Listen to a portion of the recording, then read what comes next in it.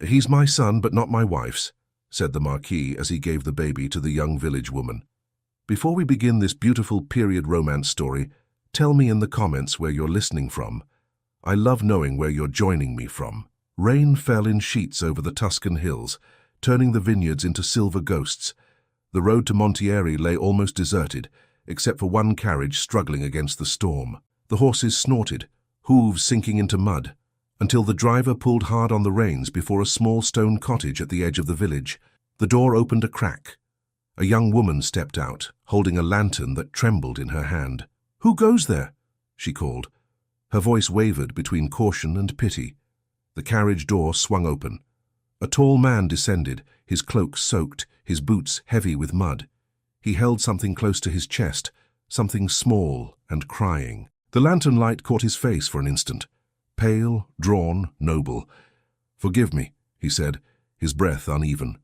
"You are Lucia Bellini?" Lucia hesitated. "Yes, my lord. But how do you know my name?" "I was told you are kind," he said, "and brave. I pray both are true tonight." She lowered the lantern, seeing then the bundle in his arms. The faint cry of a newborn pierced the rain. Her heart clenched. "A child. My lord, you cannot travel with an infant on such a night." He took a step closer, the storm swirling around them. "He's my son," he said quietly, as though confessing to the wind. Then, after a pause that seemed to still the rain itself, he added, "But not my wife's." Lucia's breath caught. She stared at him, at the anguish that carved deep shadows beneath his eyes. "You mean there is no time for questions," he interrupted. "They must not find him. You must keep him safe, please." She looked at the child's face, so small it barely seemed to belong to this world. "But my lord, I'm a poor woman. What you ask—" "Gold means nothing," he said. "What matters is silence. If anyone asks, he was left at your door. You understand?" Lightning tore through the sky, revealing the Marquis's crest on the carriage door. Lucia's knees trembled. "You are the Marquis di Montieri," she whispered. "Then this child—" He closed his eyes, his voice low and broken. "He bears my blood. That is all you need to know." Lucia took a step back, unsure whether to fear him or pity him. "And his mother?" The Marquis shook his head. "She is gone, taken by those who thought they were saving the family's honor." Something inside Lucia shifted, something tender and fierce. She reached out and he placed the child in her arms. The baby's tiny hand brushed her chin, and she felt warmth spread through her, stronger than fear. "You'll never speak of me," the Marquis said. "Not to the priest, not to your neighbors, not even to the boy when he's grown. Promise me." "I promise," Lucia whispered. He looked at her then, truly looked, as if memorizing her face. "One day, he may come to know the truth. But let it be when his heart is ready, not when the world still judges sin more harshly than love." The thunder rolled again. The Marquis turned toward his carriage. "God keep you, Lucia Bellini." "Wait," she called. "At least tell me his name." He paused, his back to her. "His name is Marco." Then he stepped into the fog and was gone.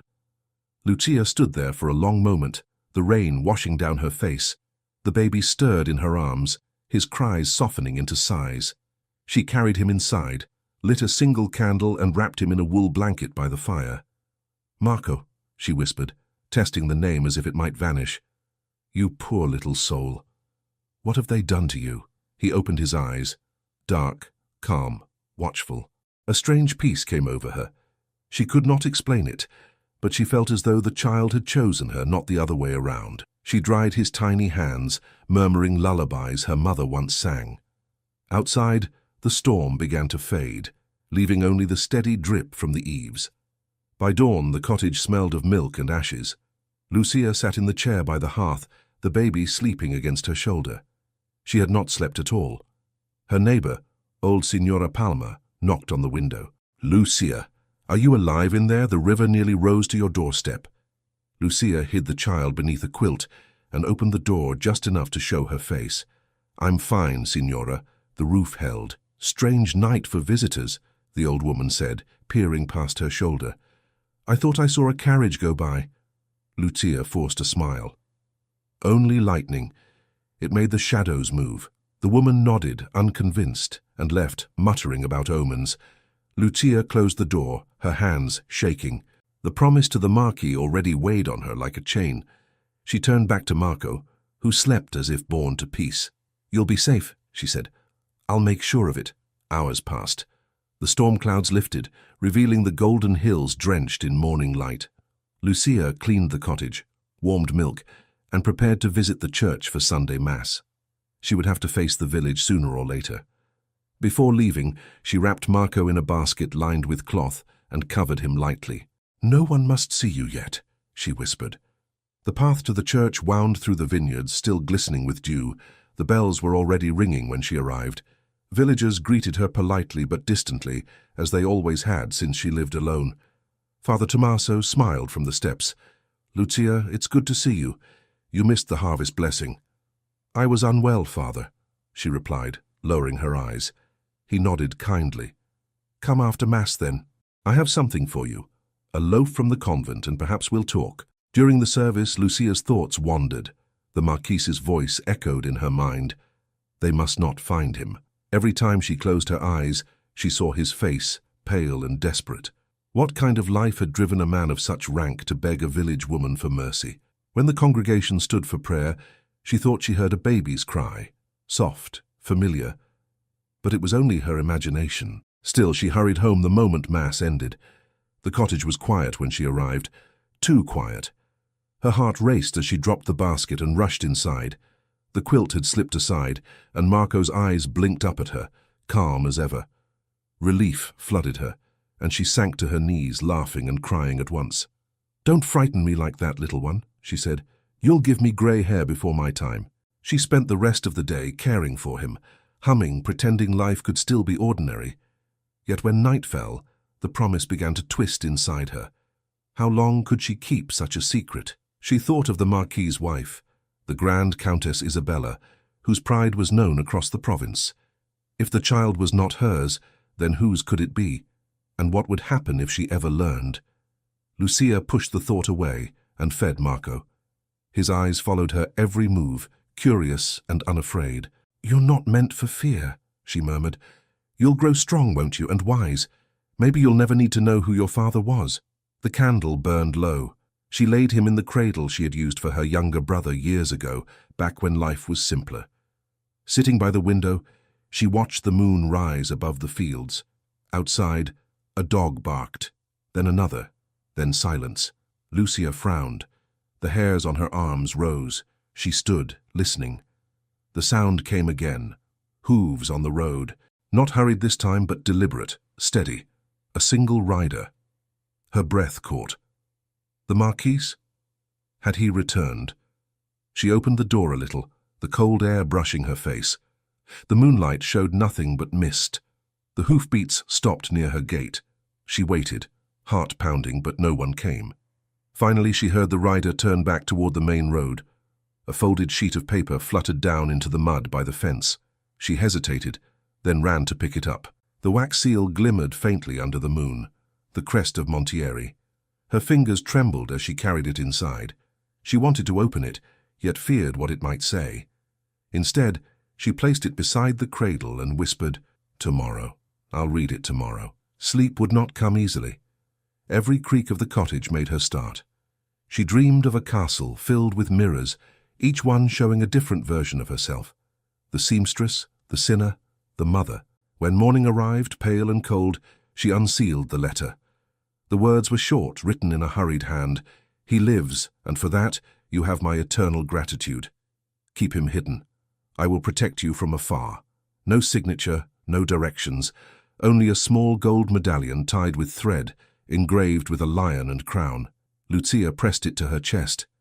"Marco," she whispered, "your father still watches over us." She didn't hear the footsteps outside, didn't see the shadow moving past the window. A knock thundered at the door, hard and sudden. She froze, clutching the baby to her heart. "Open in the name of the Marquis de Montieri," a voice commanded. "We're searching for a missing carriage.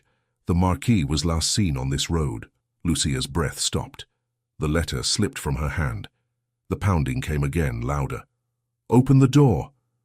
Her eyes darted to the cradle, to the medallion gleaming on the table. The soldier's boots echoed against the stones outside. Then, with one last crash, the door shook on its hinges. At dawn, Lucia heard pounding at her door. Soldiers from the Montieri estate had come, asking if anyone had seen the Marquis that night. Lucia stood frozen as the pounding continued. Her heart raced so fiercely that she feared the soldiers might hear it through the wood. Marco whimpered, sensing her fear. She pressed him against her chest and whispered, "Hush now, little one. Mama's here." Another voice barked from outside. "By order of the Countess Isabella di Montieri, open this door." Lucia gathered herself and opened it a crack. Rain dripped from the soldiers' cloaks as they peered inside. Their captain, a man with sharp eyes and a scar along his chin, stepped forward. "We seek the Marquis Lorenzo. His carriage was seen near the village last night. Did you notice anything unusual?" Lucia shook her head quickly. "Nothing, sir. Only the storm. No one travels that road when the river rises." The captain's gaze swept the room. The fire, the cradle, the damp floor. "You live alone?" "Yes, my parents are gone. I sew for the women of the village." He studied her for a moment, perhaps hearing the tremor in her voice. "We'll look around." Lucia moved aside, her fingers gripping the doorframe. The soldiers stepped in, muddy boots leaving dark prints on the floor. One of them lifted the quilt that hid the cradle. Marco slept soundly, his cheeks flushed. "A child?" the captain asked. "My brother's orphan," Lucia answered quickly. "He's been with me since autumn." The soldier looked doubtful, but lowered the quilt. "The Marquis's carriage broke an axle on the hill. The driver says his master went on alone. Strange behavior, wouldn't you say?" Lucia forced a small smile. "Strange things happen in storms, sir." The captain stared at her for another tense moment, then nodded. "If he comes this way, you'll send word to the castle. Do you understand?" "I do." He motioned to his men. They stepped out, their lanterns vanishing into the mist. When their footsteps finally faded, Lucia sank to her knees beside the cradle. Her hands shook as she stroked Marco's hair. "They'll come again," she murmured. "We must be careful now." By afternoon, the soldiers' visit had stirred the entire village.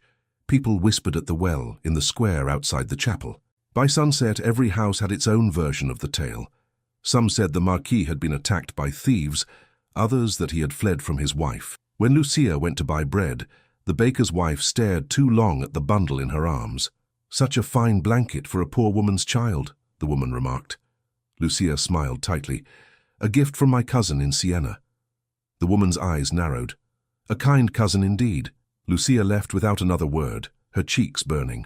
She had thought kindness would protect her from suspicion, but kindness was rarely safe when envy listened at the door. Days turned into weeks. The soldiers did not return, but the whispers did not stop. At the market, people turned their backs. The priest spoke gently but avoided questions. Children followed her path, chanting cruel rhymes about a woman and her secret baby. Lucia pretended not to hear. At night, when Marco cried, she held him close and whispered stories of saints and angels. "The world can be cruel," she told him softly, "but heaven still listens." As months passed, the boy grew stronger. His eyes were deep and curious, his small hands eager to touch everything. He laughed easily and slept peacefully, and Lucia began to feel a strange pride. "Look at you," she said one morning, lifting him high, "as if you were born for sunlight." But the village did not forget. When Lucia entered the church, old women leaned together in pews, muttering. "She had no husband," one whispered. "And that child, have you seen his face? He doesn't look like any Bellini." Lucia knelt, pretending not to hear, though the words struck like stones. Then, one evening, a traveling merchant came through Montieri, bringing news from the city. The villagers gathered around his wagon, hungry for gossip. Lucia stayed on the edge of the crowd, holding Marco by the hand. The merchant raised his voice. "Tragic tidings from the Montieri estate. The countess gave birth, but the infant did not survive. The bells of the castle tolled tonight for the heir they lost." A murmur spread through the crowd. Someone whispered, "Then the Marquis's line ends." Another muttered, "Maybe it was God's punishment. They say he wronged his wife." Lucia turned pale. The Marquis's son, her Marco, was alive and his half-brother was dead. She clutched the boy's hand tighter and slipped away before anyone noticed her face. That night she sat by the fire, staring at the flames. "He'll be looking for you now," she said to the child, though he was too young to understand. Or perhaps she will. She prayed for strength, not for herself, but for the boy whose destiny was far beyond her cottage walls. The next morning brought another surprise. When Lucia opened the door, a letter lay on the step. No seal this time, only a folded scrap of paper. Inside were a few words written in a familiar hand. "He lives, and for that you have my eternal gratitude." She stared at the words until they blurred. The Marquis was alive. Somewhere, he still remembered the promise he had asked of her. As she tucked the letter away, the door creaked. Signora Palmer entered without knocking. "Lucia, you've been quiet these days. I thought perhaps you were ill." Her eyes wandered around the small room, resting on Marco, who was trying to stack wooden blocks. "What a handsome boy," the old woman said. "He grows fast." "Yes," Lucia replied softly. "Faster than I can keep up." Palmer leaned closer. "You know, there's talk in the square. Some say you took him from the foundling house. Others say he's the Marquis's." Lucia's heart jumped. "People will say anything when they're bored." The woman frowned. "Be careful. The Countess will not rest while her husband's affairs cast shadows over her name. If she hears rumors, she'll send men again. They say she pays well for truth." "I have no truth to sell," Lucia said firmly. Palmer sighed. "Just guard your tongue, my dear." She left, leaving behind a silence thicker than the storm had been. That night, Lucia took out the small gold medallion she had hidden. Its engraving caught the firelight. The Lion of Montieri. "You'll need this one day," she whispered to Marco. But not yet. Years slipped by like pages in a book. Marco learned to walk, then to speak, his voice bright and quick. He was clever, too clever for the village school. Lucia taught him letters with a slate and chalk she bought from a peddler. "Why do I have to learn so much, Mama?" he asked one day, grinning. "So you can speak with anyone, anywhere," she said. "No one will ever make you feel small." He laughed and threw his arms around her neck. "Then I'll make you proud." When Marco turned 6, a new schoolteacher arrived in Montieri. His name was Antonio Bardi, a young man from Florence who had lost his post after speaking too freely about reform and liberty. The villagers viewed him with curiosity, half respect, half suspicion. Lucia met him at the market, where he was buying fruit for his small classroom. He greeted her politely. "You're Signora Bellini, yes? The woman who sews fine linen?" "That's me," she said, balancing a basket of apples. He glanced at Marco, who was examining the coins in his hand. "Your son has a fine mind, I can tell. He counts before he can write." Lucia smiled, proud but cautious. "He's eager to learn. Bring him to my school," Antonio said. "No payment. I want bright pupils, not rich ones." Lucia hesitated. "The villagers might not like that. They already dislike me," he said lightly. "It will make no difference." She laughed, despite herself, and from that moment, trust began to grow. Marco took to his lessons quickly. He read faster than the other boys and asked questions that made even the teacher pause. Antonio often walked him home after class, chatting with Lucia along the way. Their conversations turned from lessons to books, from books to life. One afternoon, Antonio said quietly, "You've raised him alone. That takes strength." Lucia shrugged. "Strength or stubbornness? I'm not sure which." He smiled. "Either can build a good life." In the evenings, when Marco slept, Lucia thought of Antonio's kindness. It warmed her, though she dared not admit it even to herself.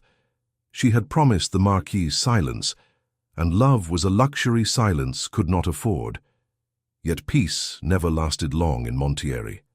That autumn, a tax collector arrived from Florence. He was a stout man with shrewd eyes, sent to count every bushel and goat in the region. When he visited the school, he found Marco reciting Latin with near-perfect pronunciation. "You're a farmer's son?" he asked. "From the village," Marco replied proudly. The man frowned. "You don't speak like a peasant." Antonio stepped in. "Talent belongs to no class, sir." "Perhaps," the man said, eyeing the boy's face. "Still, he looks familiar." When Lucia heard of the remark, her heart nearly stopped. "Familiar," she repeated. What did he mean? Antonio shook his head. "Perhaps nothing, but the resemblance to someone of rank might stir trouble. Keep the boy close." Lucia nodded, though dread had already settled deep within her. That night she took the medallion from its hiding place and held it tightly. "No one must ever see this," she whispered. "Not until the world has changed." But the next day, During a lesson, Marco found the medallion where she had forgotten to hide it. He turned it in his small hands, admiring its brightness. "Is this yours, Maestro?" he asked Antonio. "It looks important." Antonio froze. The Lion of Montieri gleamed in the sunlight. During a tutoring session, Marco innocently showed Antonio the medallion, unaware that the Montieri crest gleamed in full view. Antonio stared at the medallion, his pulse quickening. He had seen that crest before, engraved on the iron gates of the Montieri estate, gleaming above the church altar where the noble family knelt each Christmas. The lion with a crown, symbol of old wealth and power. "Where did you get this, Marco?" he asked, his voice steady though his thoughts raced. "My mother keeps it in a box," the boy said proudly. "I found it when she was sewing. She said it's nothing, just a pretty coin, but I think it's from a castle." Antonio forced a smile. "Perhaps you're right. May I see it?" Marco handed it to him, unaware of the weight it carried. The gold was finely worked, the kind only a noble could afford. On the back, an inscription: "Virtus in silentio," strength in silence. "Marco," Antonio said gently, "you mustn't show this to anyone, do you understand? Not to the boys at school, not even to your friends." "Why?" "Because some things are meant to stay private. It's a treasure, and treasures bring envy." The boy nodded solemnly. "All right, Maestro, I'll hide it." When class ended, Antonio waited until Marco left, then locked the door and sat down, turning the medallion over in his palm. He felt a knot form in his chest. He had heard whispers for years about the Marquis and a mysterious child. Could it be true? He returned the medallion that evening, walking the narrow path to Lucia's cottage. She opened the door, surprised to see him so late. "Forgive me," he said. "I must speak with you." She let him in, sensing something grave in his tone. Marco slept nearby, his face peaceful in the glow of the hearth. Antonio placed the medallion on the table. "Where did this come from, Lucia?" Her face went pale. For a moment she couldn't speak. "He found it?" "Yes, he showed it to me." Lucia's hands trembled as she sat down. "It was foolish of me. I should have hidden it better." "Tell me the truth," Antonio said softly. "Whose crest is it?" She hesitated, searching his face. She had guarded the secret for years, but something in his eyes, honest, patient, unafraid, made her trust him. "It belongs to the Montieri family," she said finally. "The Marquis himself gave it to me." Antonio leaned forward. "Then the rumors are true." "I don't care what the rumors say," she whispered. "All I know is that he came to me one night, drenched and desperate, with a newborn in his arms. He said, 'He's my son, but not my wife's.' Then he left the child and vanished." Antonio's breath caught. "And you raised him?" "As my own." He looked toward the sleeping boy. "Then Marco is the Marquis's blood." Lucia covered her face. "Please, you must promise to say nothing. If anyone finds out, they'll take him from me. They'll destroy him to protect their pride." Antonio placed a hand on hers. "I'll keep your secret, Lucia. You have my word." She met his gaze, tears glistening in her eyes. "You think me a sinner, don't you?" He shook his head. "I think you're the bravest woman I've ever met." The words hung between them, tender and dangerous. She looked away, pretending to busy herself with the fire, but warmth rose to her cheeks. From that night, Antonio's visits became more frequent. Sometimes he brought books for Marco, sometimes bread or candles, always an excuse to stay a little longer. The villagers began to whisper again, but Lucia no longer feared them as she once had. "Let them talk," Antonio said once, seeing her troubled expression. "Their tongues are their only wealth." But beneath his calm, Antonio knew danger was close. Rumors traveled quickly to the castle, where Countess Isabella ruled her husband's lands with an iron hand. Her spies carried every word of gossip to her, every whisper of scandal, every mention of the lost child. At dinner one evening, a servant dared to repeat the talk from Montieri village. "They say there's a boy there, madam. Clever, well-spoken, and rather like the Marquis." The Countess's knife paused above her plate. "What did you say?" "The villagers call him Marco. He lives with a seamstress named Lucia Bellini." Isabella's lips tightened. "Bellini, I know the name. She used to deliver linen to the castle." "Yes, madam. Years ago." The Countess rose abruptly. "Find out everything. Where she lives, who visits her, and what she hides. If this rumor is true, I'll have it ended before it spreads." The servant bowed and fled, eager to escape her fury. In the village, life continued quietly for a time. Antonio taught Marco arithmetic and poetry, while Lucia sewed in the sunlight and listened to their laughter. For the first time since that stormy night, peace felt possible. But peace rarely lasts where pride and power sleep. One afternoon, a carriage bearing the Montieri crest appeared at the church. The priest received a letter sealed in wax and pale blue ribbon. After reading it, his face drained of color. During Vespers, he approached Lucia after the service. "Child, I must warn you," he murmured. "The Countess has sent word. She seeks an illegitimate heir. She demands that any evidence of a child born of her husband's sin be delivered to her at once." Lucia's knees weakened. "She knows?" "Not yet," the priest said, glancing around. "But she suspects. Be cautious.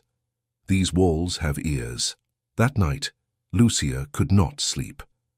The fire burned low as she packed a small bag of clothes and bread. Marco woke, rubbing his eyes. "Mama, where are we going?" "Nowhere yet," she whispered. "Just be ready." The next morning she found Antonio at the school. "They're coming," she said. "The Countess knows." He nodded grimly. "Then we must plan. There's a monastery near Siena. They take boys for study. I can write a letter to the abbot. Marco will be safe there." Lucia gripped his arm. "I can't let him go alone." "You must," Antonio said softly. "If you stay, they'll find you both. But if he's hidden among scholars, no one will question him." Lucia turned away, her voice breaking. "He's all I have, Antonio." He placed a hand on her shoulder. "You have courage, and you have me." She looked at him then, really looked, and in his eyes she saw the steadiness she had lost in herself. "Help me," she whispered. The following night, they prepared for the journey. Lucia packed the letter from the Marquis and the medallion, wrapped carefully in linen. She kissed Marco's forehead as he slept. "One day you'll understand why I did this," she murmured. Before dawn, the carriage Antonio arranged waited by the road. The driver, a trusted friend, stood ready. Lucia carried Marco in her arms, wrapped in a grey shawl. "Will I see you again?" the boy asked. "Always," she said, forcing a smile. "In your dreams, I'll be near." They were about to leave when a shout echoed across the fields. Torches flared in the distance. Soldiers. Antonio cursed under his breath. "They've come sooner than I thought." Lucia's heart pounded. "What do we do?" "Run," he said. "Take the path through the vineyards. I'll lead them away." "No, Antonio." But he was already moving toward the road, shouting to draw their attention. "This way, over here!" Lucia gathered Marco and ran. The vines brushed against her skirt, the ground slick with dew. Behind her, voices shouted, boots thudded, dogs barked. The torches grew brighter. She stumbled once, clutching the child to her chest. "Don't cry, Marco," she whispered. "We're almost safe." They reached the edge of the vineyard, where an old stone wall marked the boundary of her land. She climbed over, tearing her skirt, and hid behind the ruins of a shepherd's hut. Marco's breathing was quick, frightened, but he made no sound. Through the cracks in the wall, she saw figures moving among the vines. The torches passed close, too close. "Search every house," the captain shouted. "The Countess wants proof before dawn." Lucia held her breath. A soldier's lantern swept past the stones, lighting her face for a heartbeat. She ducked, praying he had not seen. The rain began to fall again, masking every sound. After what felt like hours, the noise faded. Lucia dared to move, slipping from the hiding place toward the forest path. Halfway down the hill, Antonio appeared, soaked and breathless. "They've gone north," he whispered. "We have a few hours." Lucia wanted to thank him, but her voice broke. She reached for his hand instead. He held it tightly, his eyes full of things neither dared to say aloud. They kept walking until the moon sank behind the hills. The road curved toward the abandoned chapel of St. Pietro, half collapsed and forgotten. Antonio pushed open the creaking door, leading her inside. "Rest here," he said. "I'll keep watch." Lucia laid Marco on a bench and covered him with her cloak. The air smelled of old stone and damp earth. She sat near the boy, exhaustion overcoming her, yet her mind raced. Antonio stood by the doorway, lantern in hand. The light flickered over his face, tired but kind. You risked everything, she said quietly. Why? Because no one should face this alone, he replied. She hesitated, then whispered, You believe I've done right, raising another woman's husband's child. I believe love can't be measured by birth, he said. You've given him what others could not. Safety, kindness, a home. Tears filled her eyes. I've lived in fear so long I've forgotten what peace feels like. Then remember tonight, he said. Remember that you are not alone. She smiled faintly, and for the first time the distance between them seemed to vanish. Outside the rain fell harder, drumming on the chapel roof. They sat in silence, the only sound Marco's soft breathing. When dawn approached, Antonio turned toward the doorway, listening. The soldiers have gone east, he said. We can move again soon. But before Lucia could reply, the church bell from the distant village rang, a deep, solemn toll that carried through the hills. She looked up, startled. What does that mean? Antonio's face turned pale. It's the castle bell. Someone of high rank is dying. They both listened as the sound echoed through the valley, slow and mournful. Then a messenger on horseback appeared on the far road, waving a scroll and shouting through the rain, The Marquis Lorenzo di Montieri calls for his son. He lies dying. Lucia's breath stopped. She held Marco close, her heart torn between dread and duty. A distant bell tolled. A messenger brought news that the Marquis Lorenzo di Montieri was gravely ill and had asked for the child who bears his name.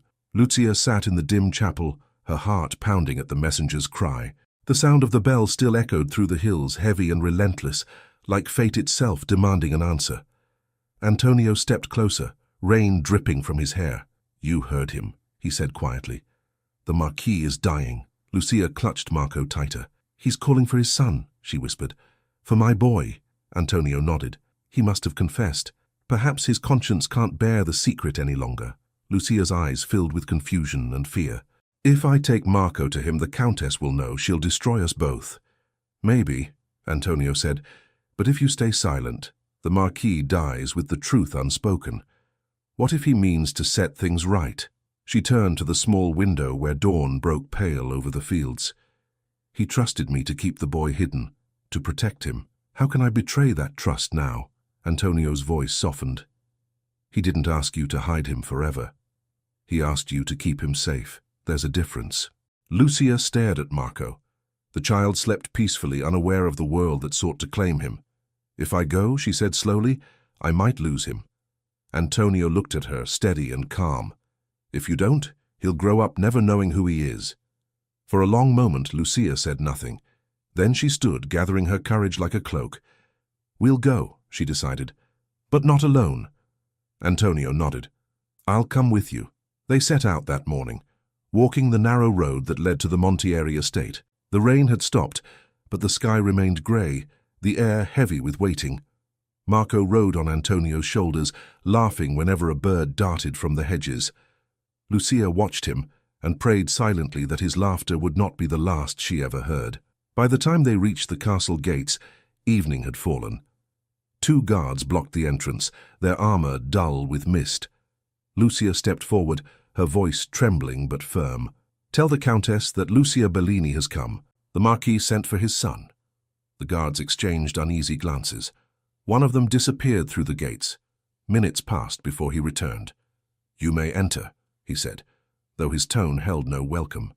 Inside, the castle smelled of candle smoke and medicine. Servants hurried through the corridors, whispering.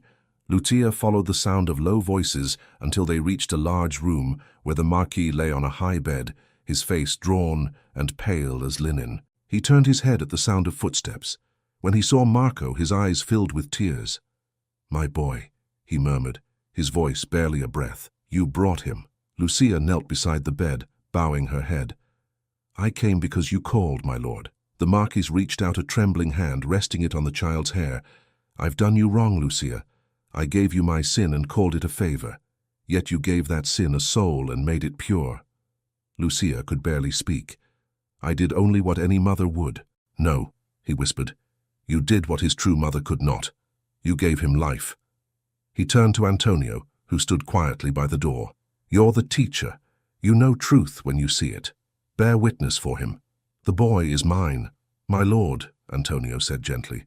I will tell it if I must. The Marquis's breathing grew shallow. There is a paper, my confession. It names him as my heir. But it must be signed. He struggled to lift his hand, reaching for the table beside his bed, where a document lay waiting. But before he could take the pen, the door opened. Countess Isabella entered, her gown black as mourning, though her husband still lived. Her eyes blazed when she saw Lucia and the child. "What is this?" she hissed. "What insolence brings you here?" Lucia rose slowly. "He sent for us." The Marquis wished to see his son. His son! Isabella's laugh was sharp as glass. "You dare bring your bastard into my house and speak of him as my husband's child?" The Marquis tried to speak, but his breath caught. "Isabella." "Enough," she turned on him. "Enough. You humiliated me before the whole province. And now, on your deathbed, you would crown your shame with an heir born of filth." Lucia's face flushed, but she said nothing. She clutched Marco's hand tightly, shielding him with her body. Isabella strode to the bed, her voice trembling with fury. "You will not sign that paper, I forbid it." The Marquis's eyes burned with the last of his strength. "You cannot forbid truth." She glared at him, her voice rising. "You've ruined our name once. I will not let you ruin it again." He tried to lift the pen, but his fingers failed him. The paper slipped from his grasp, falling to the floor. His chest heaved once, twice, then stilled. Lucia gasped. Isabella froze, her mouth open in shock. For a moment, the room was silent except for the wind rattling the shutters. Then Isabella turned, her face pale but her eyes cold. "Take them away," she said to the servants. "They have no place here." The servants hesitated, looking to Antonio. He stepped between Lucia and the Countess. The Marquis sent for her. He declared the boy his son. "Without a signature, his words mean nothing," Isabella said sharply. "And you, sir, will hold your tongue if you value your position." Antonio met her gaze. "I value truth more than comfort." Her lips curled. "Then you'll lose both." Guards entered, moving toward Lucia. She backed away, clutching Marco, her heart pounding. "Please, madam," she said. "He's just a child." "A mistake," Isabella spat. "One that will be forgotten." Antonio moved closer to Lucia. "Run," he whispered. Lucia didn't wait. She snatched the medallion from her pocket and slipped past the guards. Antonio blocked their path, forcing them back with words and sheer will. Lucia fled down the corridor, Marco in her arms, her breath ragged. Behind her, Isabella's voice rang out. "Find them. I want that woman arrested." Lucia reached the stables, where the smell of hay and horses filled the air. She climbed into a wagon and urged the animal forward. The wheels rolled, bumping over the cobblestones, faster and faster. By the time she reached the village road, her tears had already dried. Marco clung to her neck, frightened but silent. "Where are we going, Mama?" he asked. "Somewhere safe," she said. "Far from here." That night they returned to Antonio's house. He arrived soon after, breathless but unharmed. "She'll search for you," he said, "but we'll find a way to make the truth known." Lucia shook her head. "The paper is lost. Without it we have nothing." "Not nothing," Antonio said, holding up the medallion. "This is proof enough to begin." She frowned.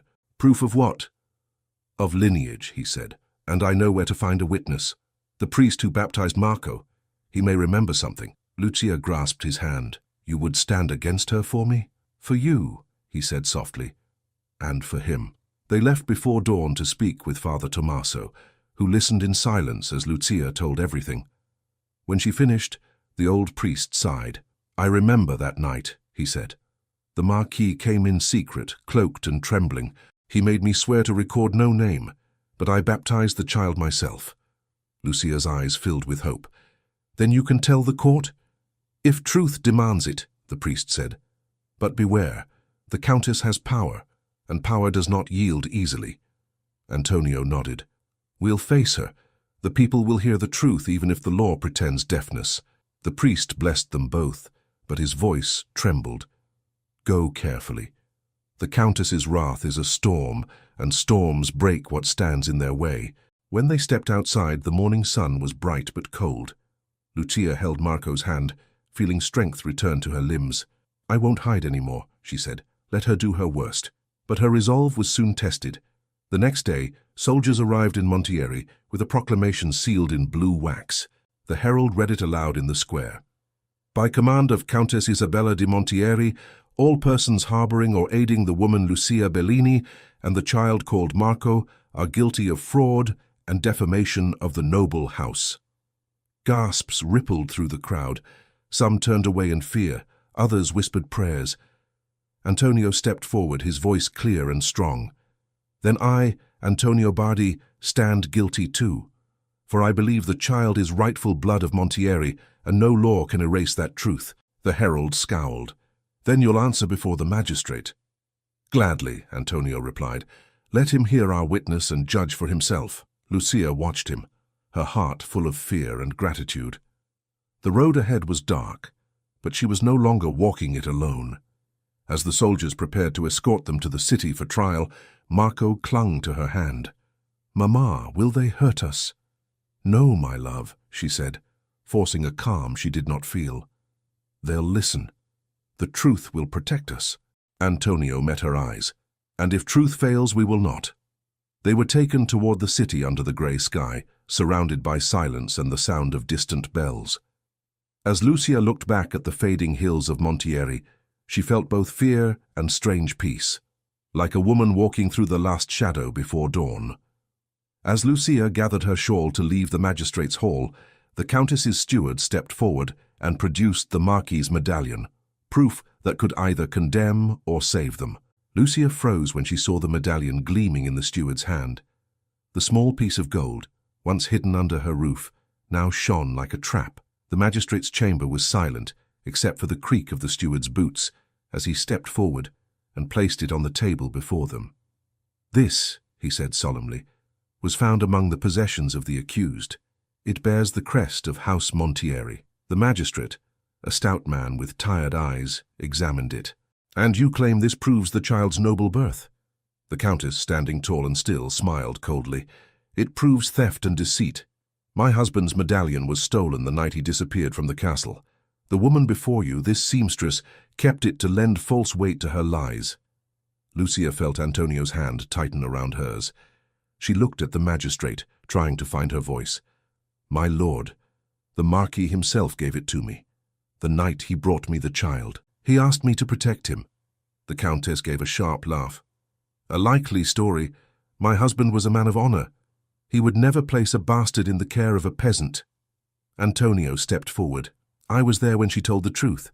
The Marquis confessed his sin before his death. He declared the boy his son." The magistrate frowned. "Do you have witnesses to this confession?" Lucia hesitated, then said, "Only Father Tommaso. He baptized the boy that same night." The Countess turned sharply. "Produce him then, if such a priest exists." The magistrate nodded. "Let him be summoned." A clerk hurried out. The hall murmured as people shifted in their seats. The villagers had come to watch, their faces anxious, torn between sympathy and fear. While they waited, the Countess paced slowly, her voice cutting through the room. "I have endured many things," she said.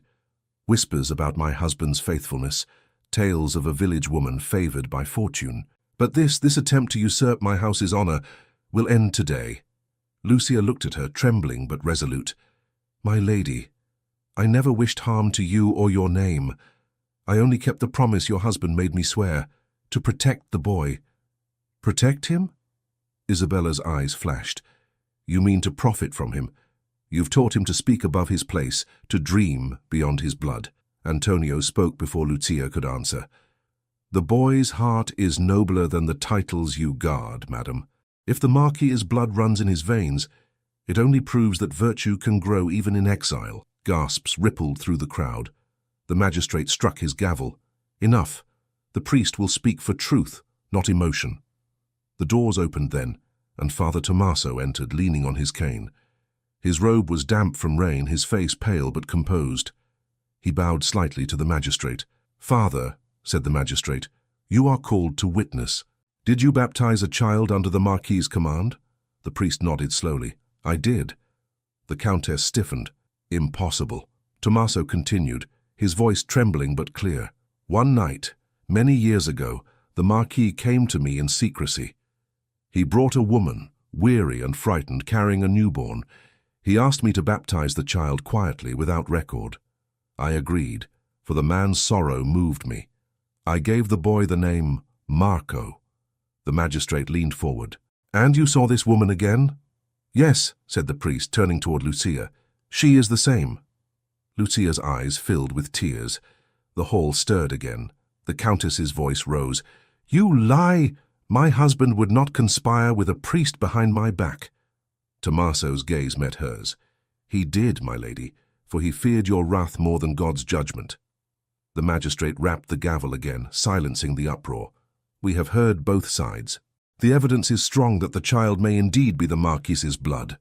The countess took a step forward, her composure cracking. "You would believe a poor woman and a trembling priest over a noble's widow. You dishonor the house of Montieri." Antonio lifted his chin. The house dishonored itself the moment it abandoned an innocent child. "Silence," she cried. Lucia's voice broke through, steady and low.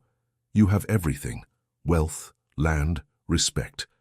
I have only him. If truth belongs to anyone, it should belong to the innocent, not the powerful." The magistrate studied her face. The silence stretched. Then he turned to his clerk. "Record this hearing. The boy shall remain in his mother's care until further decree. The estate must review the Marquis's papers for any mention of him." The countess's face turned white with rage. "You condemn me to shame." "I preserve justice," the magistrate said. Isabella gathered her skirts and strode toward the door, her voice cold and trembling. "This is not over. If the law cannot silence her, time will." The guards followed her out. The moment she was gone, the tension in the room dissolved. Villagers whispered prayers. Others murmured praise for Lucia's courage. Antonio exhaled for the first time in hours. "It's done. For now." Lucia sank onto the nearest bench, trembling with relief. "We survived." Father Tommaso laid a hand on her shoulder. "You did more than survive, child. You spoke truth before those who fear it." The magistrate rose from his chair. "Go home, Signora Bellini. The law will decide what the Marquis's will concealed. But know this, the people saw your heart today." Lucia thanked him softly. She turned to Antonio. "Will you walk with us?" "Always," he said. They left the hall together. Outside, the air smelled of rain and earth. Marco skipped between them, unaware of the storm that had nearly torn his world apart. In the square, people gathered around them, offering quiet smiles and nods of respect. For years they had shunned Lucia, but now they looked at her differently. One woman whispered, "She faced the countess and lived." God bless her. Lucia felt warmth rise in her chest, though fear lingered. "She won't stop," she said to Antonio. "Not while she breathes." He nodded. "Then we'll stay ready." That night they returned to her cottage. The fire burned low, casting golden light on the walls. Marco played on the floor with wooden blocks, while Lucia mended a torn sleeve. Antonio sat nearby, watching her quietly. "You're trembling," he said. "I'm tired," she admitted. "So many years I've lived in silence. Today I spoke, and it feels like waking from a dream." He smiled faintly. "Dreams end, so we can see daylight." She looked at him then, her eyes soft but uncertain. "You've risked everything for me. Your name, your work. Why?" Antonio hesitated. "Because I believe in truth. And in you." Lucia lowered her gaze. "You shouldn't." "Too late," he said gently. The silence between them was full of unspoken words. She wanted to thank him, but gratitude felt too small for what he had done. Instead, she reached for Marco and kissed his forehead. "You're safe," she whispered. "That's what matters." For a while, peace seemed possible. Days passed without sight of soldiers or messengers. The countess retreated to her estate, nursing her fury in silence. Antonio resumed teaching, and Marco returned to his studies. But peace is fragile when built on a storm's edge. One evening, as the sun sank behind the hills, a rider arrived from the city, dust clinging to his cloak. He dismounted at Lucia's door and handed her a sealed parchment. "From the magistrate," he said. Lucia broke the seal. The letter inside bore the official stamp of Montieri. Her eyes scanned the words, and she nearly dropped the page. "What is it?" Antonio asked. "They found the Marquis's will," she whispered. He wrote of a child unnamed but described as the son of my heart. He left a sum for his education and care. Antonio smiled faintly. Then justice speaks after all. But Lucia's hands trembled. The Countess will never allow it. She'll see this as defeat. Then she's already lost, Antonio said. That night, the air outside was still and heavy. The moon rose pale over the vineyards. Lucia stood by the window, watching shadows drift along the path. Every rustle made her flinch. In the distance, a horse neighed. She thought she saw movement by the gate, but when she stepped outside, there was only wind. The next morning, Father Tommaso came with news. The Countess has fallen ill, he said quietly. They say her heart is failing. Lucia's expression softened. May God grant her peace. She asked for no priest, the old man added. Some say guilt is her sickness. Lucia sighed. Perhaps it is. For the first time in years, she walked through the village without fear.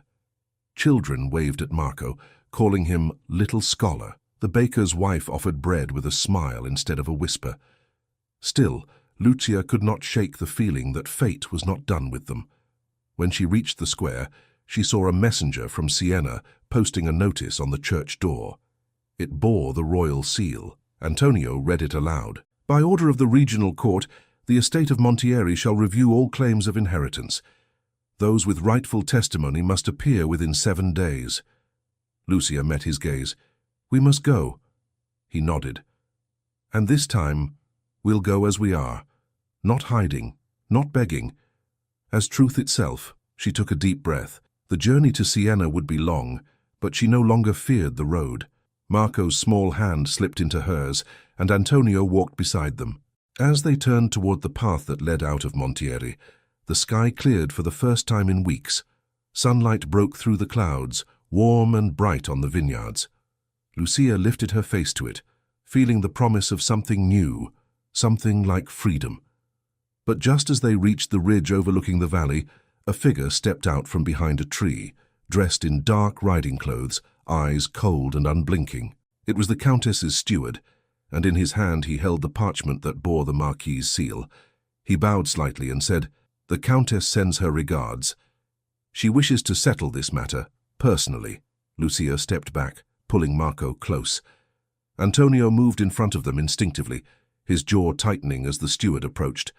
The man's expression was calm, almost courteous, but there was something behind his eyes, a warning, or perhaps pity. "Her ladyship regrets her former harshness," the steward said. "She wishes to speak with you in private to end this dispute without the courts.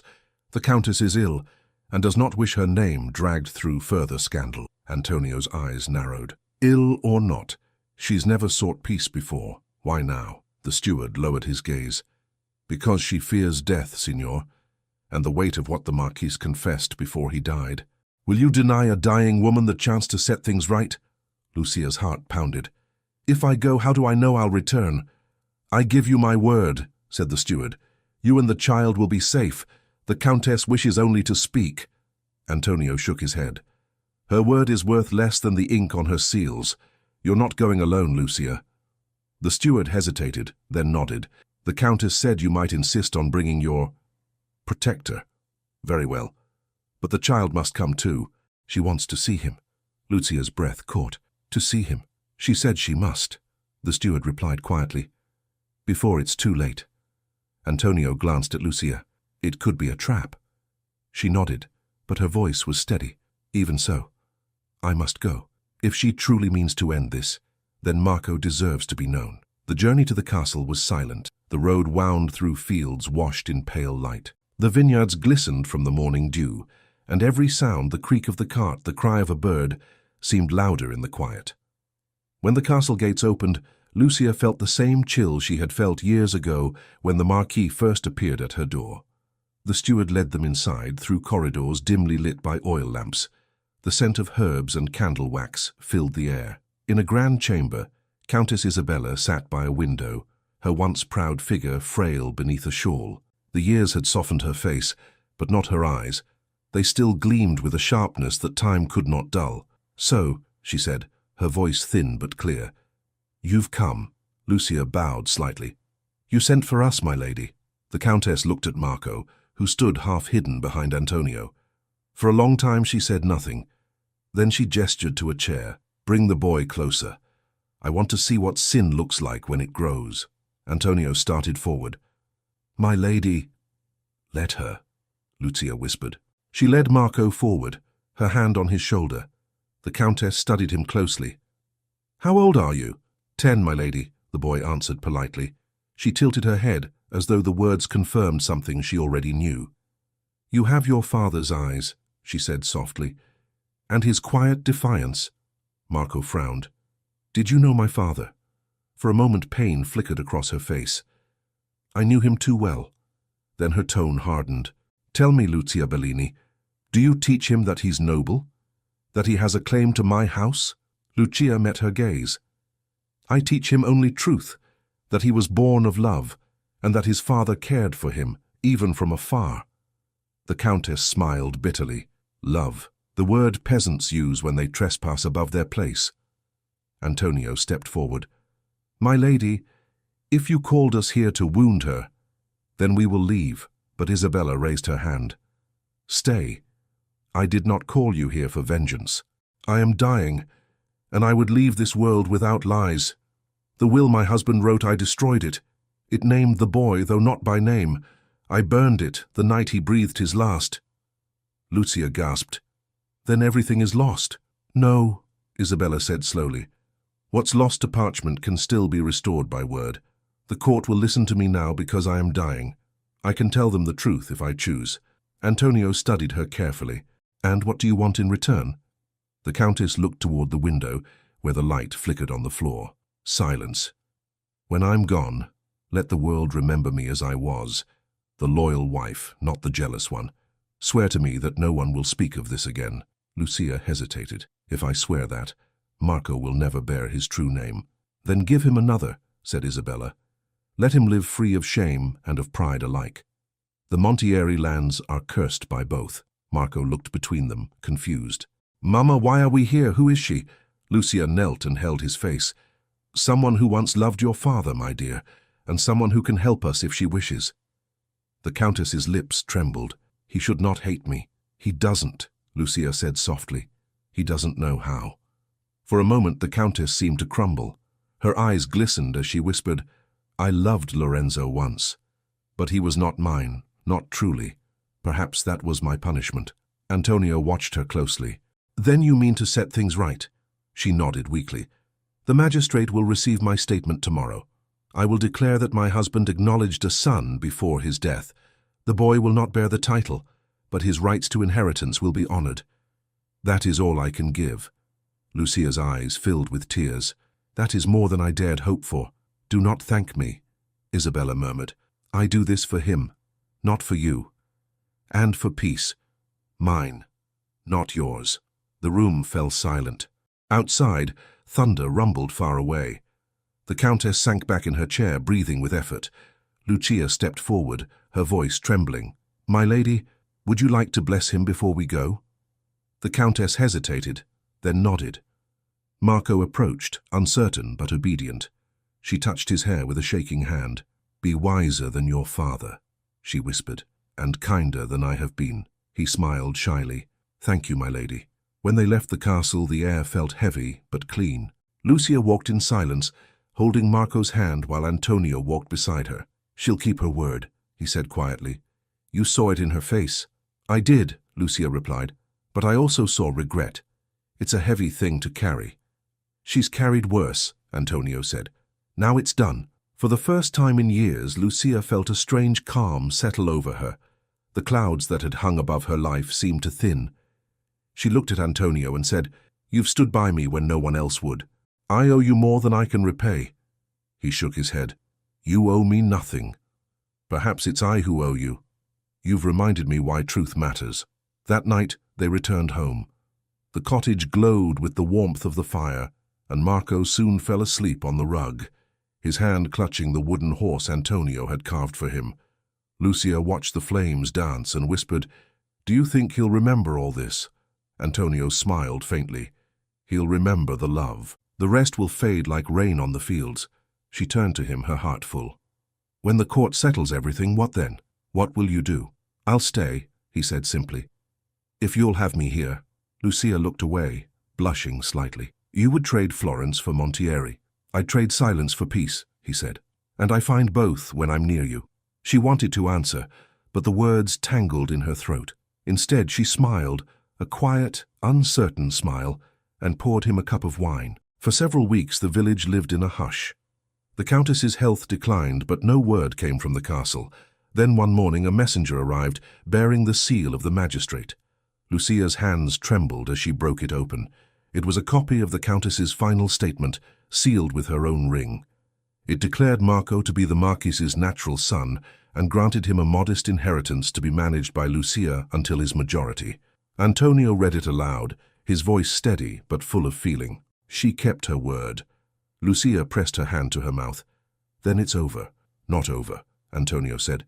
"Begun anew." She smiled through tears. A new beginning, then. That evening, they buried the last letter from the Marquis beneath the old olive tree behind the cottage. Lucia whispered a prayer for his soul and another for the woman who had at last found peace. For the first time in years, the air smelled only of spring, of earth and hope. Antonio turned to her. "Now you can rest, Lucia." "Perhaps," she said softly. "But I've learned that peace never lasts forever." As if to answer her, a knock sounded at the door. Marco looked up from his book. "Who is it, Mama?" Lucia frowned, wiping her hands on her apron. "Stay here, both of you." When she opened the door, a young officer stood there in the dusk, holding a folded document stamped with the royal seal of Tuscany. He bowed slightly. "Forgive the hour, Signora, but I bring orders from Florence. The court requests your presence, and the child's. There's been a dispute about the Countess's final testimony." Lucia stood in the doorway, staring at the officer as though she hadn't heard him correctly. Behind her, Marco and Antonio waited in silence. "A dispute?" she repeated quietly. But the Countess's statement was signed, sealed. What could they dispute now? The young man shifted uncomfortably. "I don't know, Signora. The notice comes directly from Florence. They claim a second version of her declaration has appeared, one that contradicts the first. You are required to appear before the regional magistrate within 3 days." Antonio's voice sharpened. "A forged document, then. Someone's trying to erase her last act of mercy." The officer hesitated. "I'm only a messenger, but I would advise caution on your journey. Travel is not safe for those who draw attention from noble houses." Lucia's heart thudded in her chest. "We'll go," she said finally. "We have nothing to hide." After the officer left, Antonio paced the room. "It could be a trap," he said. "If someone within the estate forged a new paper, they'll use the law to undo everything." Lucia sat down, weary but resolved. "I can't hide forever. The truth doesn't change because they wish it to." Marco looked between them, his eyes wide. "Are we going back to the city, Mama?" "Yes," she said softly. "But this time, we go to end it for good." 3 mornings later, they set out at dawn. The road to Florence wound through fields of olive trees and vineyards heavy with mist. Marco rode in the wagon's back, humming softly, while Antonio guided the reins. Lucia watched the sky lighten, her mind full of the Countess's dying face and the strange peace she had left behind. When they reached the city gates, guards examined their summons carefully before allowing them to pass. The magistrate's hall stood near the Arno River, grand and grey beneath the November sky. Inside, the air smelled of ink and candle wax. They were led into a large chamber lined with tall windows. The same magistrate from Montieri sat at the centre, his expression grim. Beside him stood a clerk holding 2 sealed letters. Lucia recognized the wax crest on one. It bore the Countess's personal seal. The other was marked only with the Montieri emblem. The magistrate looked up as they entered. "Signora Bellini, Signor Bardi, you have returned to answer a challenge to the Countess's final testimony." Antonio nodded. "We are ready to hear the accusation." The magistrate motioned to the clerk, who unrolled a parchment. "This document, received from the Montieri estate, claims to be a later declaration written by the Countess 2 days before her death. It revokes the recognition of a natural son and affirms that the Marquis left no legitimate or illegitimate heir." Lucia gasped. "That cannot be true. She signed her confession before witnesses." The magistrate's voice softened. And yet this new document bears her signature as well. Antonio stepped forward. Forgery. You can see the difference in the ink, the line of the hand. The magistrate nodded slightly. That is what we must determine. He turned to Lucia. Do you still possess the original statement? Lucia held it out with trembling fingers. This is her true word. It came to me through the magistrate of Montieri himself. The clerk accepted it and placed both documents side by side. The magistrate studied them for several minutes. The seals differ, he said at last. One bears her ring, the other only the crest. It is possible this later copy was made without her knowledge. Antonio said quietly, someone in the household wanted to restore the shame she tried to erase. The magistrate looked thoughtful. The steward of the Montieri estate. He was close to her, was he not? Lucia's eyes darkened. Too close, perhaps. He brought me her first letter, the one asking for peace. Then we must hear from him, the magistrate said. He called for a guard. Send for Cesare Lippi, steward of the late Countess Isabella di Montieri. While they waited, the hall grew tense. Marco sat quietly beside his mother, his small hands folded in his lap. Lucia touched his shoulder. Don't be afraid, she whispered. The truth always finds its voice. Antonio glanced at her and smiled faintly, even when the world tries to silence it. Moments later, the doors opened. Cesare entered, dressed in mourning black. He bowed stiffly. My lord magistrate. The magistrate gestured toward the two letters. You served the countess until her death. I did.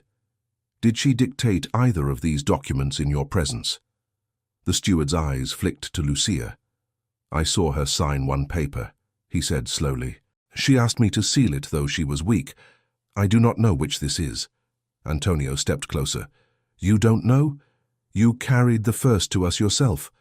Cesare stiffened. I carried what she gave me. Lucia's voice trembled with anger.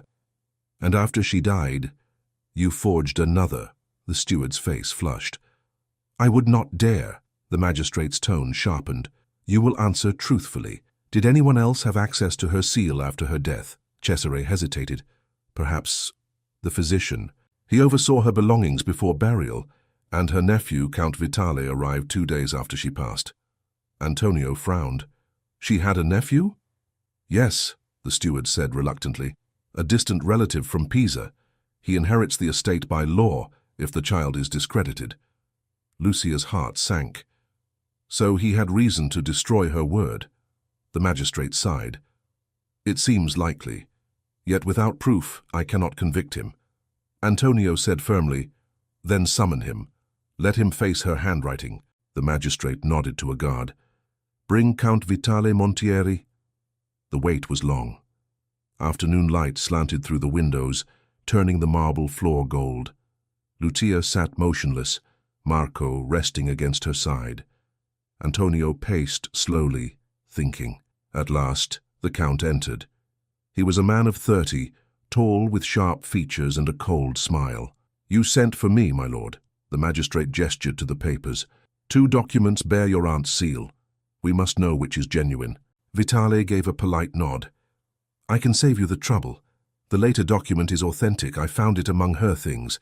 My aunt regretted her first statement. She told me so before she died. Lucia rose. Liar. She made peace before God that day. She asked only for silence after truth. The Count's smile didn't waver, and she changed her mind when death drew nearer. Can you swear you were there when she wrote this second letter? Antonio stepped forward. Can you? The Count's eyes flicked to him. Careful, schoolmaster, the court frowns on insolence. The magistrate raised a hand. Enough. We will settle this by comparison. He turned to the clerk. Fetch the expert from the notary's office. A thin man entered soon after, carrying spectacles and a small magnifying glass. He examined both documents in silence, tracing the ink, the curves of each letter. At last, he straightened and bowed. My lord, these were not written by the same hand. The second is a forgery. The signature imitates hers but lacks the pressure of age and weakness visible in the first. A murmur rose through the hall. The magistrate nodded gravely. So declared. Lucia closed her eyes in relief. Antonio exhaled softly beside her. The magistrate turned to Vitale. You brought a false document before this court. You will answer for this deceit." Vitali's face went pale. I only delivered what was found in her study, where no one but you had entered," the magistrate said. "You will remain under guard until inquiry concludes." The Count protested, but the guards seized his arms and led him away. When the doors closed, the magistrate looked at Lucia. "The law now stands as the Countess declared. The child's inheritance and rights will be honored." Lucia bowed her head. "Thank you, my lord," Antonio said quietly. "You've given justice to both the living and the dead." The magistrate smiled faintly. "Sometimes they are the same." As they left the hall, the city seemed brighter, the air clearer. Marco skipped ahead, laughing as pigeons scattered from the steps. Lucia turned to Antonio. "It's over," he nodded, though his expression was distant. "Yes. And yet, endings often feel like beginnings," she smiled softly. "Perhaps because they are." They returned to the village a week later, greeted not by suspicion but by celebration. The bells of Montieri rang as they passed through the square. The villagers cheered, offering bread, flowers, and blessings. Lucia thanked them, tears shining in her eyes. For the first time in 10 years, she walked without fear of shame. That evening, Antonio stood with her outside the cottage. The sky blazed red over the hills. "The boy will grow strong," he said. "He'll have his chance to study, to travel, maybe even to teach." Lucia smiled. "He has your patience and his father's will. I'll be content just to watch him live." Antonio looked at her then, the setting sun reflected in his eyes. "And what of you, Lucia? You've carried everyone's burdens but your own. Don't you deserve peace too?" She hesitated. "Peace, perhaps. But I wouldn't know what to do with it." He stepped closer. "Then let me show you." Before she could answer, footsteps approached from the path. Father Tommaso appeared, breathless and holding a letter. "My child," he said urgently. "A messenger came from Florence. The magistrate asks you to return immediately. The Marquis's will has been found, complete and sealed. It mentions another name you must hear." Lucia's breath caught. "Another name?" she asked, her voice barely a whisper. Father Tommaso nodded, still winded from his walk. The magistrate did not say more, only that it concerns the inheritance and your son's future. You must go at once. He awaits you tomorrow in Florence. Antonio frowned. Another name could mean another heir. Lucia's hands trembled. Or another truth. The priest placed a comforting hand on her arm. "Whatever it means, child, you've walked this far with courage. Do not falter now." That night, Lucia packed little more than clothes and the worn wooden toy Marco never traveled without. Antonio helped her harness the horse. The air smelled of lavender and damp earth. The village slept while they prepared to face whatever waited beyond the hills. Before dawn, they set out again. Marco dozed in the back of the cart, while Lucia sat beside Antonio, her fingers twisting in her lap. "What could be in that will?" she asked. The Marquis's letter, his medallion, the priest's word, all said the same thing. What else could matter now? Antonio kept his eyes on the road. "The law likes its puzzles, Lucia. Sometimes a truth must come twice before men believe it." They arrived at the magistrate's hall by mid-afternoon. Servants recognized them and led them through a quieter corridor than before. When they entered the chamber, the magistrate rose from his seat. His expression was kind, though weariness lined his face. "Signora Bellini," he greeted her. "Thank you for coming so quickly. Please sit." Lucia obeyed. Antonio stood beside her, watchful as ever. The magistrate took a sealed parchment from the table and laid it carefully before them. This document was found hidden in a chest belonging to the late Marquis. It was preserved by his steward and delivered by order of the court. It appears to be his final will, written in his own hand and witnessed by 2 servants. Lucia's heart pounded. "Does it speak of the boy?" "It does," said the magistrate, "but also of another person." He unfolded the parchment and read aloud, "To my beloved son Marco, born of my true affection and the kindness of Lucia Bellini, I leave the inheritance of my personal estate, land, income, and protection. And to Antonio Bardi, whose conscience and intellect I once admired, I entrust his education and guardianship should misfortune befall his mother." Lucia's eyes widened. Antonio? Antonio stared in disbelief. He wrote my name? The magistrate nodded. It seems the Marquis knew of you, perhaps through his steward or the priest. Your work as a teacher was known in the province. He must have chosen you as guardian for the child's future. Lucia turned to Antonio. Then it was fate that you came to Montieri. You were meant to protect him. Antonio smiled faintly. Or perhaps fate waited for us to choose what was already written. The magistrate continued reading. There is more. The Marquis requests that the Countess, if she survives him, show mercy to those he wronged. He confesses to loving a woman not of his class, a woman of compassion, whose name he conceals for her safety. He calls her the keeper of my heart's truth. Lucia covered her mouth. He meant me. The magistrate folded the parchment gently. The Countess's confession confirms this.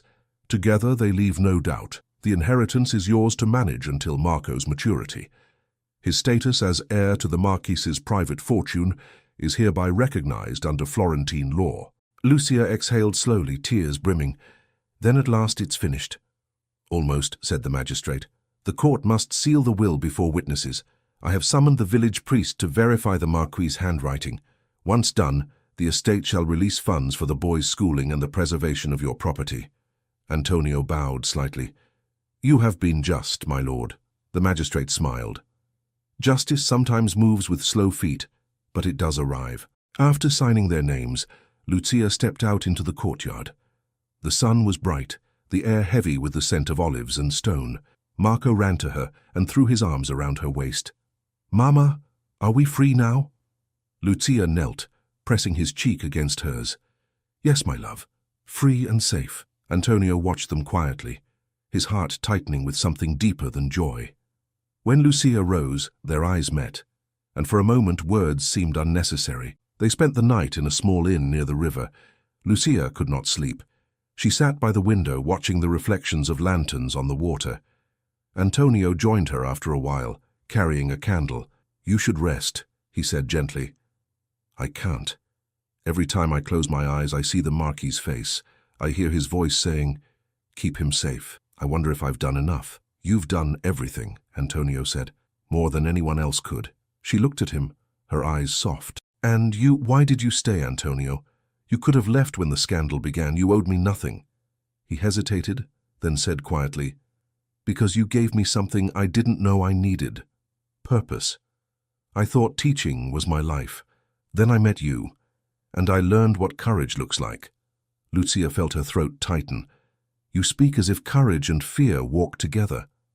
They do, he replied. Only those who fear truly know what bravery means. Their hands brushed, then lingered. Neither moved away. The candle flickered between them, painting soft light across their faces.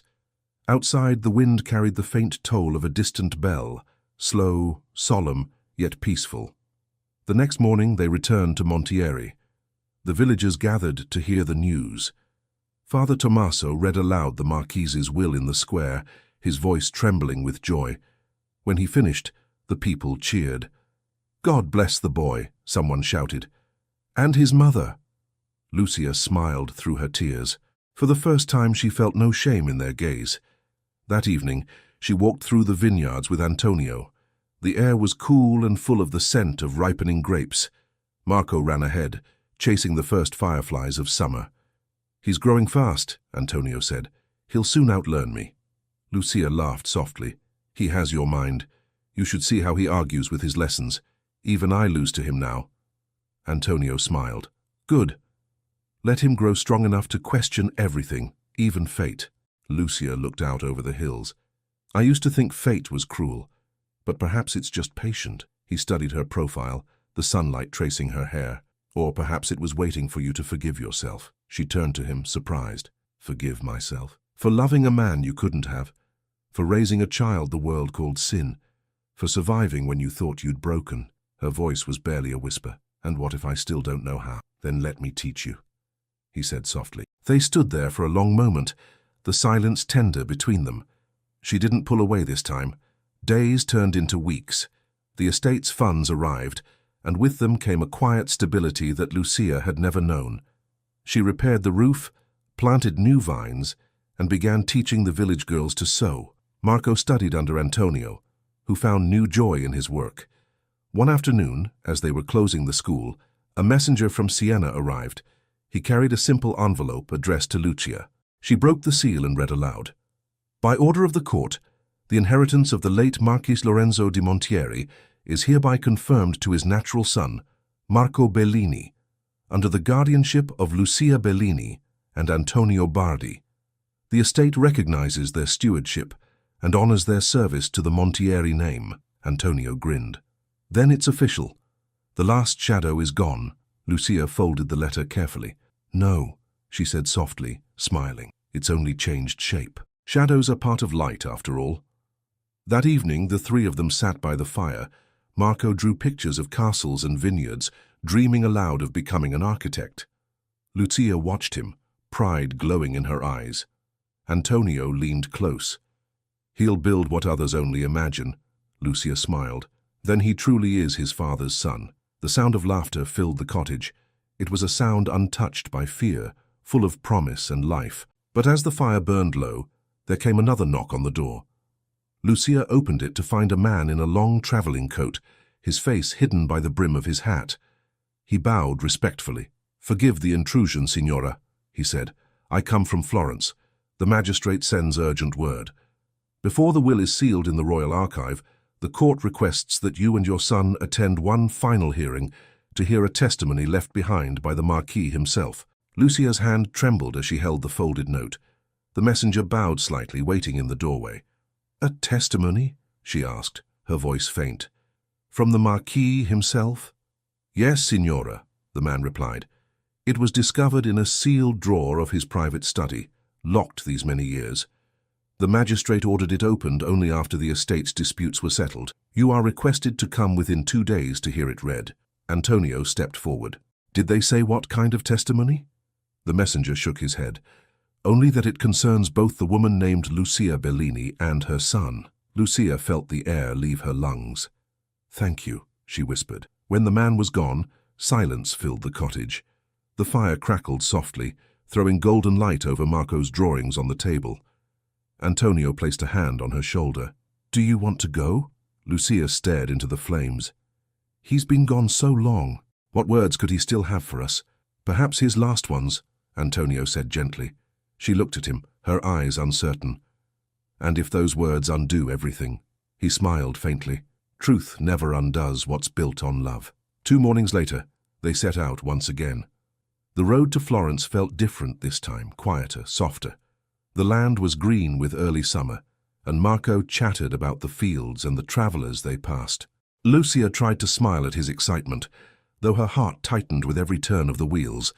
When they arrived, the magistrate greeted them with unexpected warmth. "Signora Bellini," he said.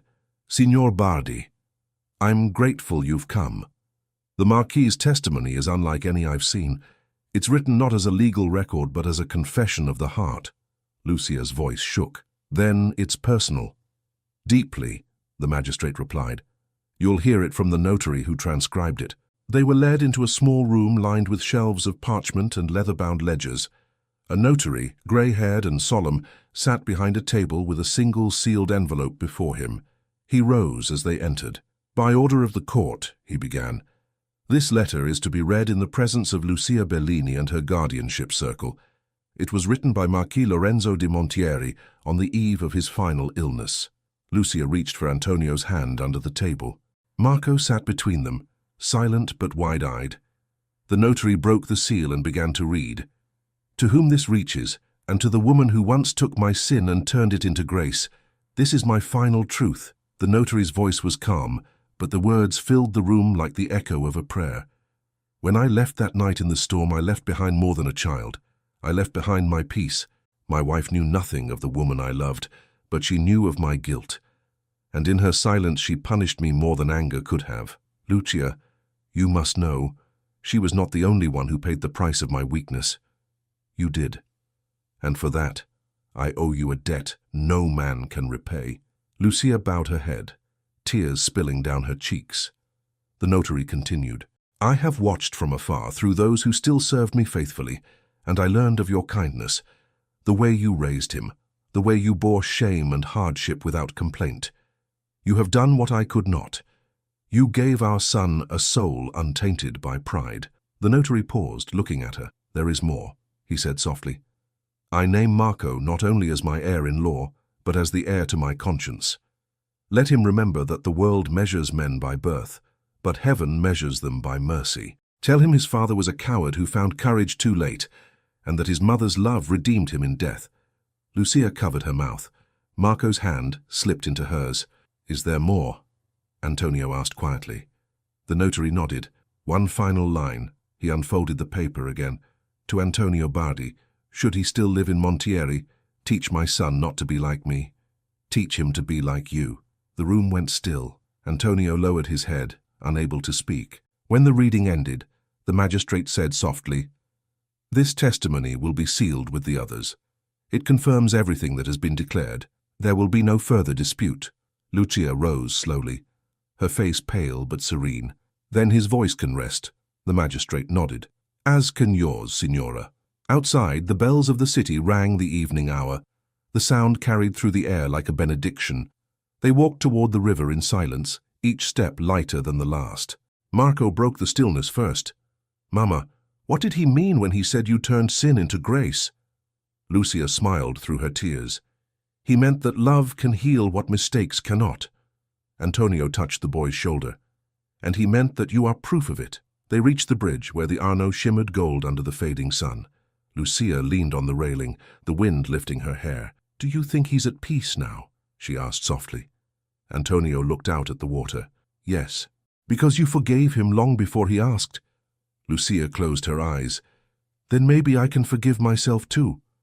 He turned to her. "You already have." They stood there until the sun sank and the city lights flickered awake. Marco chased pigeons across the bridge, his laughter ringing like a promise of brighter days. That night they stayed again at the small inn by the river. Lucia fell asleep quickly, her face calm for the first time in years. Antonio sat by the window, watching the stars. He felt something in his chest shift, an ache turning at last into peace. In the morning they returned to Montieri. The village welcomed them with warmth and music. The priest announced that the Marquis's estate would grant funds to build a school, and the villagers cheered. Antonio would serve as its first master, and Lucia would teach the girls to read and sew. Life began again, simple and unhurried. The vineyard thrived, and the air filled with children's laughter. Lucia worked side by side with Antonio, her hands always busy, her eyes always bright. Marco grew tall, quick-minded and kind. He called Antonio teacher in public, but in private, sometimes father. One evening, as the harvest moon rose over the hills, Lucia and Antonio walked home from the chapel. The bells tolled softly behind them. "He's changing," Lucia said, smiling. "Soon he'll be a man." Antonio nodded. "And the world will know his name, not because of birth, but because of who he is." She looked up at him. "You've given him that." He shook his head. "No, Lucia, you did." They reached the gate of her cottage. The vines glowed silver under the moonlight. "Do you ever wonder," she asked, "why God chose such a hard road for us?" Antonio thought for a moment. "Because some hearts are too strong to learn through ease. They need to be broken first, so they can be remade whole." Lucia smiled faintly. "Then ours must be very strong indeed. Or very stubborn," he said, and she laughed softly, the sound light as a breeze. He took her hand then, not with hesitation, but with quiet certainty. "Lucia," he said, "the past is done. The future waits. Let me walk it with you." Her breath caught. "Do you mean—" "I mean forever," he said simply, "if you'll have me." She looked into his eyes, and all the years of fear, secrecy and sorrow fell away. "Yes," she whispered. They stood there in the moonlight, the vineyard silent around them. Marco's laughter floated faintly from the cottage. Lucia leaned against Antonio's shoulder, her heart full and steady. "It seems the Marquis's last wish came true," she murmured. "He asked you to teach his son not to be like him, and you've done more. You've taught us both how to live again." Antonio smiled, pressing her hand. "Then let that be his legacy." Lucia looked toward the hills, their edges soft against the night sky. "The past lies buried," she said quietly, and the future is ours." From the distance came the sound of hooves on the road. A messenger's voice called through the evening air. "News from Florence. The court sends its blessing to the house of Montieri and its rightful heirs." The messenger's shout echoed down the lane as Lucia and Antonio turned toward the sound. Moonlight rippled over the vineyards, and the messenger galloped nearer, his horse's breath steaming in the night air. He dismounted swiftly and handed Antonio a sealed letter. "From Florence, sir. The magistrate sends his blessing. And a decree." Antonio broke the seal and read under the lantern light. His face softened into something like awe. "Lucia, they've recognized it. The Royal Council has confirmed Marco as the rightful heir to the Montieri estate. The title of Marquis will pass to him when he comes of age." Lucia's breath caught. "It's done then, truly done." Antonio smiled, his eyes shining. "The name that once brought you sorrow will now bring him honor." Marco appeared at the cottage door, rubbing his eyes. "Mama, what's happening?" Lucia turned toward him, her heart swelling. "It's good news, my love. You're free to live as yourself.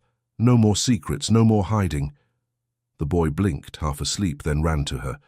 "So we can stay here forever?" "Yes," she said, kneeling to hold him close.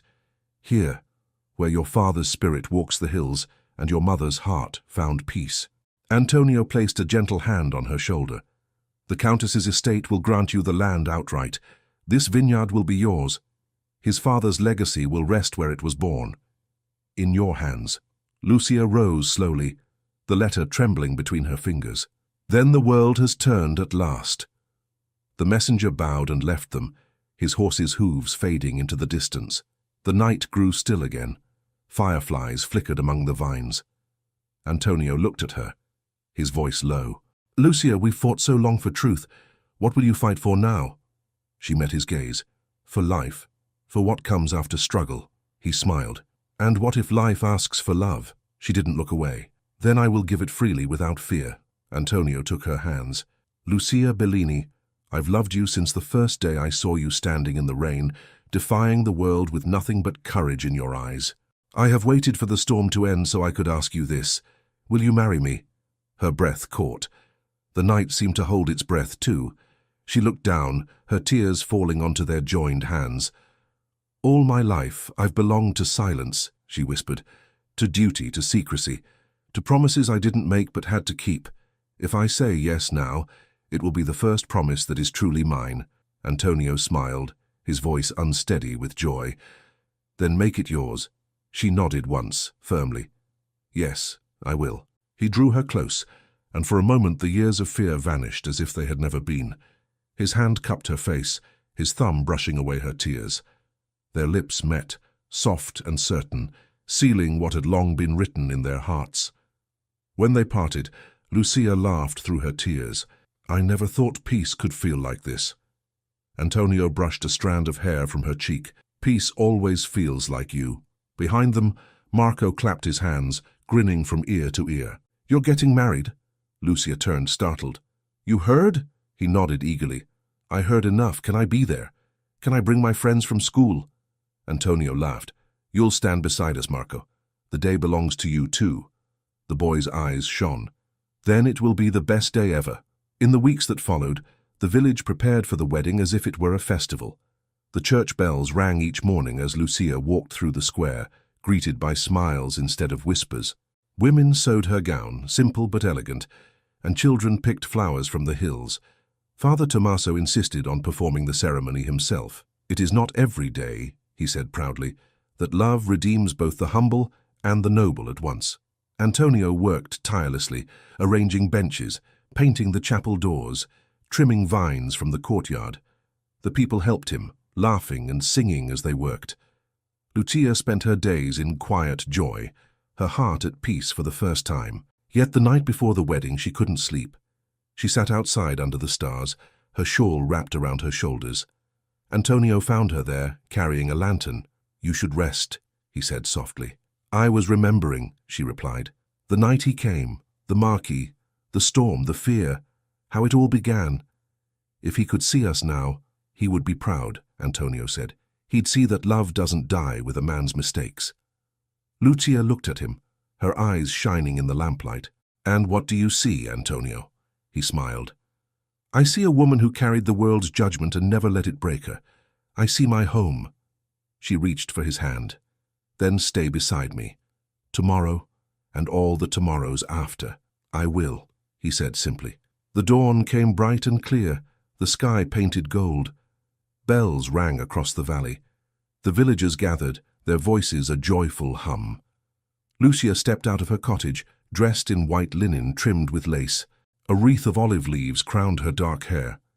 Marco walked beside her, proud and tall, holding a small bouquet of wildflowers. When they reached the chapel, Antonio waited by the door. He wore no finery, only a clean coat and a white shirt. But the way he looked at her made the world fall away. The priest raised his hands and the murmurs fell silent. "My children," Father Tommaso began, "you have walked through shadow to reach this day. May light now follow you wherever you go." As he spoke the vows, Lucia's voice trembled only once when she said his name. Antonio's words were firm, full of the calm strength she had always admired.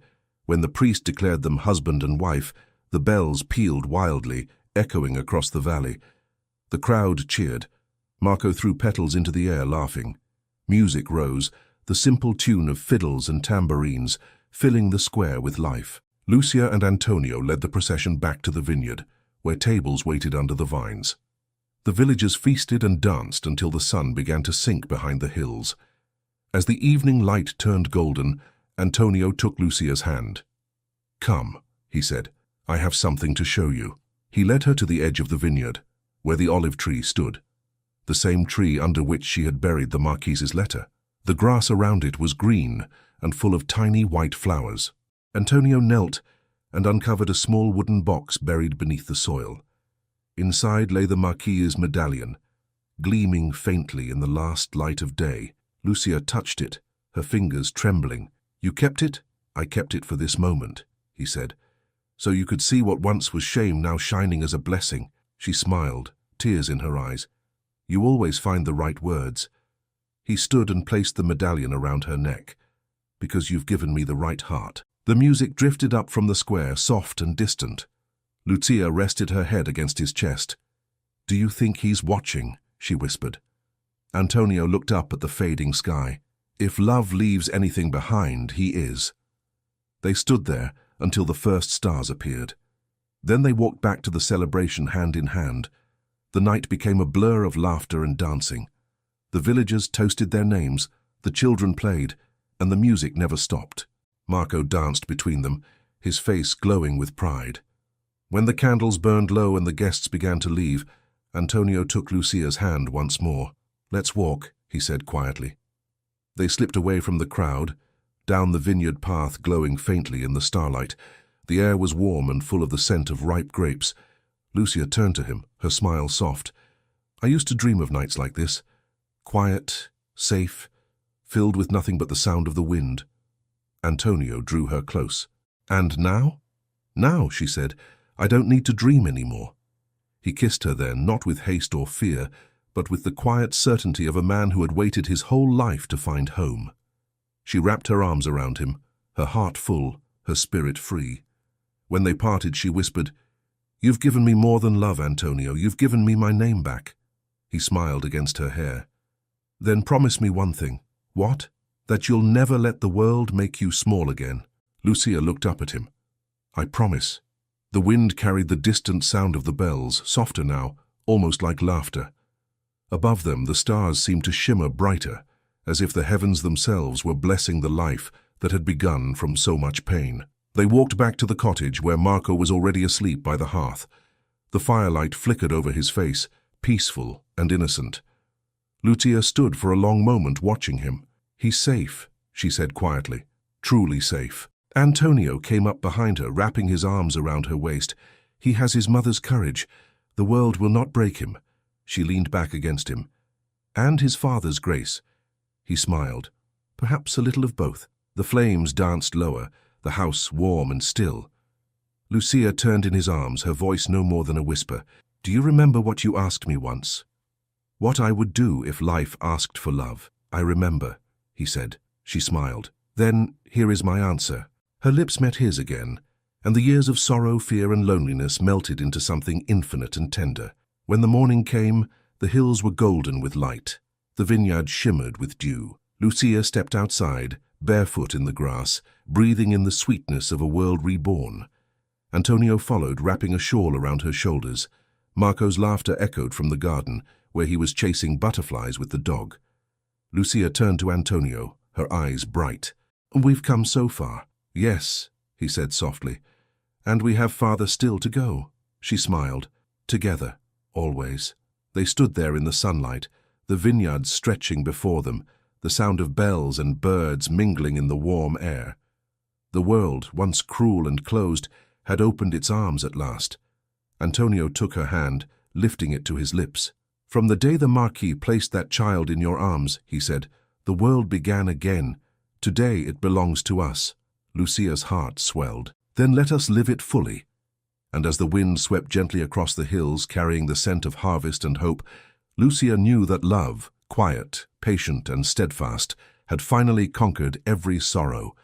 The bells of Montieri rang once more, not for loss or confession, but for joy. And in their music, the story of the Marquis, the village woman, and the child who united two worlds found its final, everlasting peace. Thank you so much for listening to this story all the way to the end. We hope it moved you as much as it moved us while telling it. We'd love to hear your thoughts. Leave us a comment telling us where you're listening from and what you liked the most. Rate this story from 0 to 10. What score would you give it? If you enjoyed this story, don't forget to subscribe to the channel and leave a like as a show of support. That really motivates us to keep creating and sharing more stories full of emotion and life lessons. And before we go, we want to remind you that an exciting and heartwarming story recommendation will appear on the final screen. If you'd like to enjoy it, just click on the video. Thank you once again for being here, and we'll see you in the next story.